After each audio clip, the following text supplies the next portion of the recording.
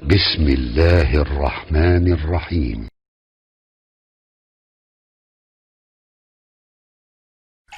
Ketika Nabi Zakaria berdoa, Quran surah ke-3 Ali Imran ayat 38 sampai 39, paling kanan sebelah atas. Ini bisa menjadi contoh bagi kita bila ada kerabat, keluarga dan sebagainya yang kemudian mendapat ujian yang sama, karena ayat-ayat Qurannya memberi isyarat jika Anda punya situasi yang sama, kerjakan amalan-amalan ini. Nanti rangkaiannya ada di Quran surah ke-19 Maryam, dari ayat yang pertama bahkan sampai ayat ke-15. Kemudian juga ada di Al-Anbiya, Anda bisa buka lagi dari ayat ke-85 sampai ke-90-nya. Di situ ada beberapa nabi termasuk Nabi Zakaria. Sekarang perhatikan baik-baik. Beliau salat bermohon kepada Allah. Qala rabbi habli min ladunka dzurriyyatan thayyibah innaka sami'ud du'a. Di mihrabnya beliau bersalat bermohon kepada Allah dan berkata, ya Allah ya Rabb. Mereka berkata, saya tidak mungkin punya keturunan. Mereka berkata, kamu punya keterbatasan. Maka saya mohon kepadamu yang tidak punya batas. Sifat Allah memiliki nama yang mengabulkan, memberikan sesuatu tanpa punya batas, disebut dengan Wahhab namanya.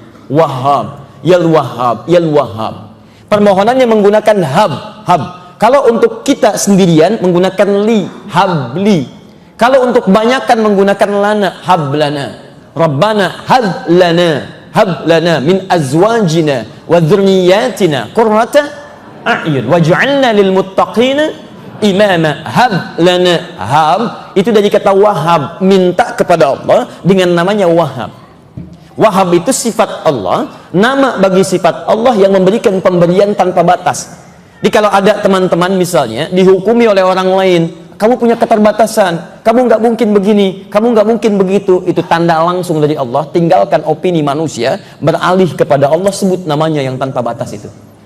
Di antara rumus ini ada di Quran surah ke-17 ayat 110 sampai 111, paling kanan di pertengahan, di surah Al-Isra. Qulid'ullaha. Kalau Anda punya masalah, jangan mengeluh kata Quran, sebut Allah, panggil, minta. Awid Ar-Rahman, atau sebut namanya Ar-Rahman. Tapi yang paling menarik, ayyamma tad'u falahul asmaul husna. Kalau Anda paham, setiap Anda punya kebutuhan ingin menyuruh Allah, maka cari nama Allah yang sesuai kebutuhan Anda. Nggak harus disebut semua, Bu. Ya Allah, Ya Rahman, Ya Rahim, Ya Malik, Ya Kudus, ya. Anda hafal. Tapi saat memohon, nggak usah semua disebut. Cari di antara nama itu yang sesuai kebutuhan Anda. Ada kesulitan, sebut Ya Fattah. Rizki, sebut Ya Razzaq. Ada masalah, sebut Ya Sabr. Ada yang ganggu, sebut Ya Jabbar, Ya Malik. Ada yang menghukumi Anda terbatas, gak bisa ini, sebut Ya Wahhab. Permohonannya Rabbi Hab. Untuk kita, saya li, kami lana. Awas, hati-hati. Kadang-kadang minta A, tapi disebut namanya yang B. Minta rizki, menyebutnya Ya Sabr, Ya Sabr, Ya Sabr. Sabr itu berbanding lurus dengan masalah. Jadi kalau Anda minta diberikan kesabaran, artinya Anda minta masalah. Kembalikan. Rabbi habli min ladunka dzurriyyatan thayyibah. Ya Rabb, mereka menghukumi saya tidak mungkin punya keturunan. Saya terbatas. Maka saya mohon kepadamu ya Rabb yang tidak punya batas. Innaka sami'ud du'a. Anugerahkan saya keturunan ya Allah. Engkau pasti mendengar doa saya. Kalau pada yang Maha mendengar saja tidak dikabulkan, kepada siapa lagi saya mesti bermohon? Perhatikan. Peristiwa pertama minta. Peristiwa kedua turun jawaban. Antara peristiwa pertama dengan yang kedua disambungkan dengan huruf ataf, penyambung tadi. Apakah huruf yang menggunakan waw, fa ataukah thumma? Perhatikan ayat 39-nya. Fanadathul malaika. Fanadathul malaika wa huwa qa'imun yusalli fil mihrab. Maka turunlah malaikat menyeru, menyampaikan, sedangkan beliau masih dalam posisi berdiri dalam salatnya di mihrab. Belum selesai salatnya. Annallaha yubashshiruka bi Yahya. Allah kasih kabar gembira, Anda akan punya anak, langsung namanya dari Allah diberikan Yahya. Hidup, dari kata Al-Hayy. Yang kata orang mustahil ada seorang perempuan, maaf, yang sudah menopause dan divonis mandul secara klinis, punya keturunan dan hidup, kata Allah nggak ada yang mustahil. Jadi dan hidup dia. Menggunakan fa. Kenapa menggunakan fa? Harfu atfin rabitin baina syai'aini bila hudud.